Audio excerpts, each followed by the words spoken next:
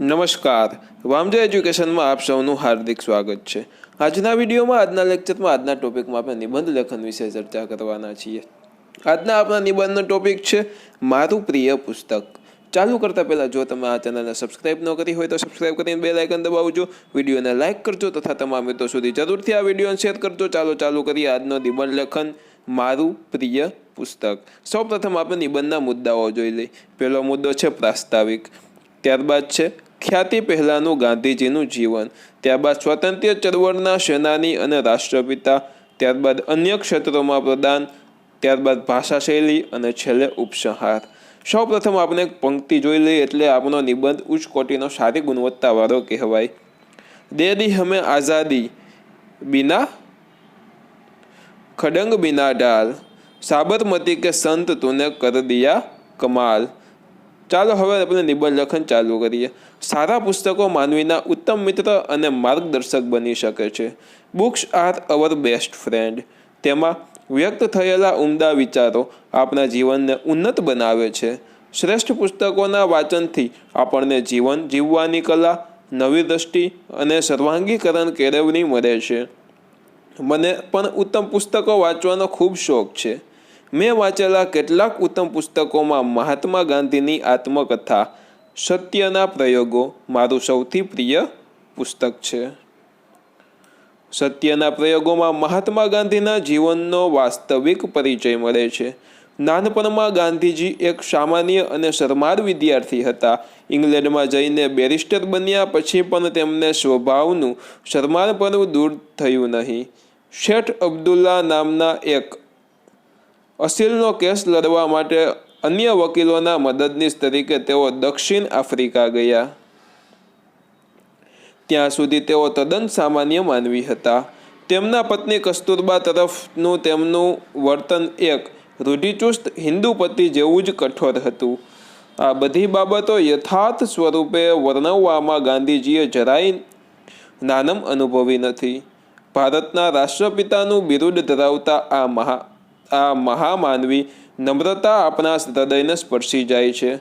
આફ્રિકામાં ગાંધીજીનો રંગભેદની નીતિનો વિરોધમાં સત્યાગ્રહ કર્યો। ત્યારથી જગતની રાજકીય ક્ષિતિજ પર એક યુગ પ્રવર્તક નેતા તરીકે તેમનો ઉદય થયો। ઈસવીસન 1910માં ગાંધીજી દક્ષિણ આફ્રિકા છોડીને કાયમ માટે સ્વદેશ પાછા ફર્યા। તેમણે ભારતને પોતાનું કાર્યક્ષેત્ર બનાવ્યું। ભારતીય પ્રજાને તેઓના દુઃખો દર્દો નિવારવા માટે કટિબદ્ધ થયેલો પ્રખર લોકનેતા ગાંધીજીના સ્વરૂપે મળ્યો। આંધ્રપ્રદેશ અને ઓરિસ્સાની પ્રજાની કંગાળ દશા જોઈને ગરીબોના બેલી એવા ગાંધીજીનું અંતર કકડી ઉઠ્યું। આથી તેમણે પોતાના આખા શરીરને ઢાંકતા કાઠિયાવાડી પોશાકનો ત્યાગ કરીને માત્ર એક પોતળી પહેરવાનું શરૂ કર્યું। સાબરમતીના આ સંતને ભારતની કૃતજ્ઞ પ્રજાએ રાષ્ટ્રપિતાના ગૌરવશાળી પદે સ્થાપી દીધો। 25 વર્ષની વયે વધુ સમય સુધી ગાંધીજીએ ભારતની સ્વતંત્ર્ય ચળવળનું સુકાન સંભાળ્યું હતું। સત્ય અને અહિંસા જેવા આગવા શાસ્ત્રો વડે ગાંધીજીએ બ્રિટિશ સલ્તનત જેવી મહાસત્તા સામે બાથ ભીડી હતી। ગાંધીજીનું કાર્ય માત્ર રાજકીય ક્ષેત્રે પૂરતું સીમિત ન હતું।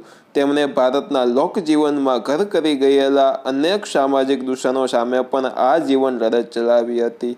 તેના અથાગ પ્રયત્નોને પરિણામે અસ્પૃશ્યતા નિવારણની બાબતમાં તેમને નોંધપાત્ર સફળતા મળી હતી। હિન્દુ મુસ્લિમ એકતા અને સ્ત્રી શિક્ષણના ક્ષેત્રોમાં પણ તેમણે પ્રશંસનીય કામગીરી બજાવી હતી। સત્યના પ્રયોગો એ ગાંધીજીની આવી બધી પ્રવૃત્તિઓના દસ્તાવેજ છે। સત્યના પ્રયોગોની ભાષા સાદી અને સરળ છે, છતાં તેમાં ગાંધીજીએ કરેલું તેમના જીવન પ્રસંગોનું વર્ણન રોચક અને ચોટદાર છે। એમાં ગાંધીજી પહેલાં પોતાની નબળાઈઓનો એકરાર કરે છે અને પછી પોતે તેમના પર કેવી રીતે વિજય મેળવ્યો તે વિસ્તારથી જણાવે છે। ગાંધીજીના દેશપ્રેમ, સાદાઈ, સત્યનિષ્ઠા, અહિંસા માટેનો આગ્રહ, દ્રઢ ઈચ્છાશક્તિ, વિનમ્રતા વગેરે ગુણો આપણને ઘણી પ્રેરણા આપે છે। સત્યના પ્રયોગો એ ખરેખર એક મહાન પુસ્તક છે.